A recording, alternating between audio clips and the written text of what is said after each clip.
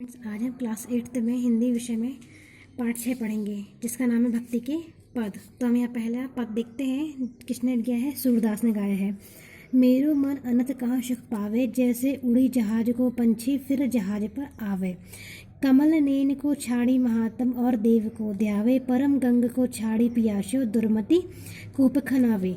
जिहि मधुकर अम्बुस रस चाख्यो, क्यों करिफल भावे। सूरदास प्रभु काम धेनु तजी, छेरी कौन दुहावे। अब हम इसकी प्रसंग सहित व्याख्या देखते हैं।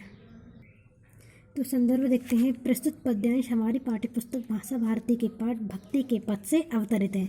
इसके रचयिता सूरदास जी हैं। प्रसंग है, प्रस्तुत पद में सूरदास ने अपनी दीनता भरी विनती को स्पष्ट किया है। वे आशा करते हैं कि हे भगवान श्री कृष्ण जी, आपके ही चरणों में मुझे शरण प्राप्त होगी।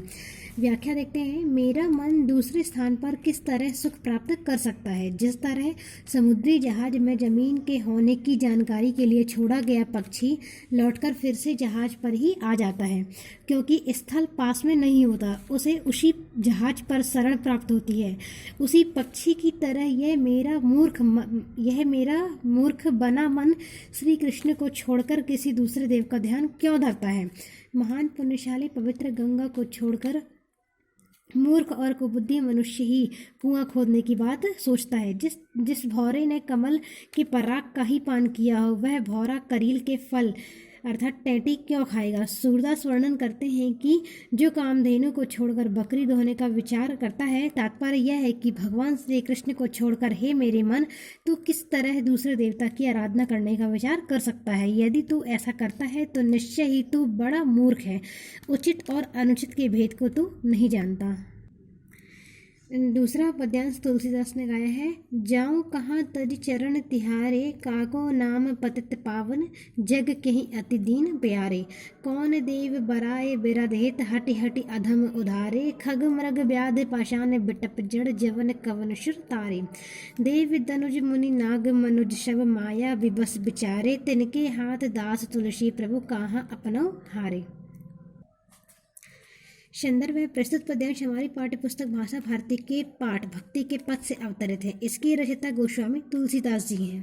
प्रसंग देखते हैं। तुलसीदास भगवान राम के प्रति अपनी अटूट भक्ति और विश्वास को प्रकट करते हैं। वे अपने इष्ट राम के चरणों में ही शरण प्राप्त करते हैं। हम व्याख्या देखते हैं। तुलसीदास जी कहते हैं कि भगवान राम, मैं आपके चरणों की भक्ति को छोड़कर कहाँ जाऊँ? आपके अतिरिक्त किसका नाम पतित पावन है? दोनों के प्रति किसे अति प्रेम है? अन्य कौन सा देवता है जिसने हठपूर्वक अपने यश के लिए पापियों का उद्धार किया हो?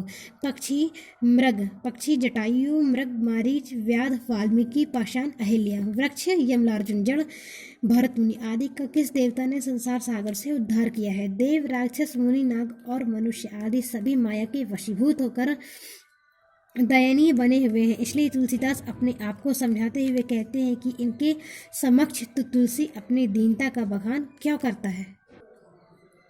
तीसरा पद है, रैदास जी ने गाया है।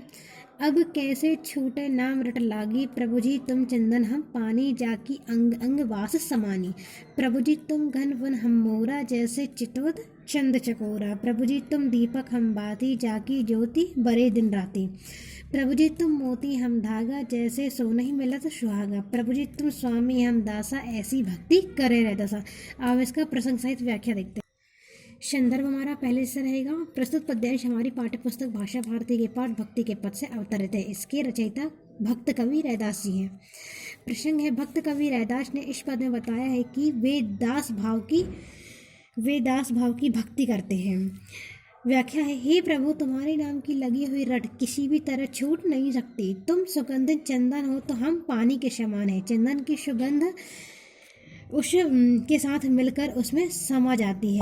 उसी तरह हे प्रभु, तुम्हारी भक्ति में मेरा अंग अंग डूब चुका है। हे प्रभु, तुम बादल के समान हो तो हम भक्तगण मोर के समान हैं।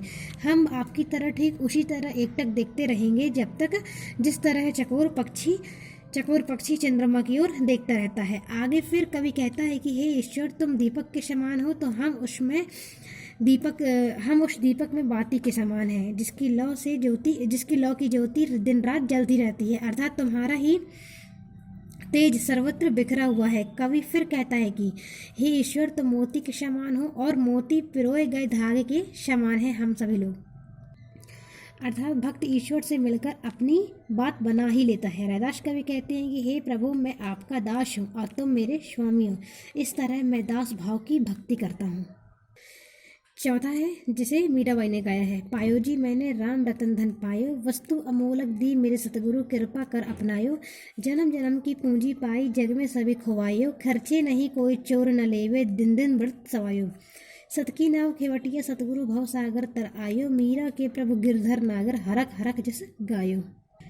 संदर्भ है प्रस्तुत पद्यांश हमारी पाठ्य पुस्तक भाषा भारती के पाठ भक्ति के पद से अवतरित है। इस पद की रचयिता भक्त कवित्री मीराबाई जी हैं। प्रसंग देखते हैं। मीरा भगवान श्री कृष्ण की भक्ति करती है, वह उनके यश का गान बहुत ही हर्षपूर्वक करती है। व्याख्या है, मीराबाई कहती है कि मैंने राम रूपी रत्न को धन के रूप में प्राप्त कर लिया है। मेरे श्रेष्ठ गुरु ने मुझे एक बेशकीमती वस्तु प्रदान की है। मेरे गुरु ने मुझ पर बड़ी ही कृपा की है, मुझे अपना बनाकर। इस तरह मैंने प्रत्येक जन्म की पूंजी प्राप्त कर ली है। संसार संबंधी सब कुछ धन इत्यादि खो दिया है। यह मेरी भक्ति रूपी संपत्ति बहुत ही अजब है, जिसे किसी भी तरह खर्च नहीं किया जा सकता और कोई चोर इसे चुरा भी नहीं सकता। यह भक्ति रूपी धन प्रतिदिन ही शवाया होकर बढ़ता जाता है। सत्य की नाव को खेने वाला यदि सतगुरु है तो आसानी से ही संसार रूपी सागर को सहज ही पार किया जा सकता है। मीरा वर्णन करती हैं कि मेरे प्रभु तो गोवर्धन पर्वत को धारण करने वाले हैं। वे अति चतुर हैं। मैंने उनके यश का गान हर्षित होकर किया है। आज हमने इस वीडियो में सभी पद्यांशों की प्रसंग सहित व्याख्या कर ली है। नेक्स्ट वीडियो में हम प्रश्नोत्तर देखेंगे। Thank you so much.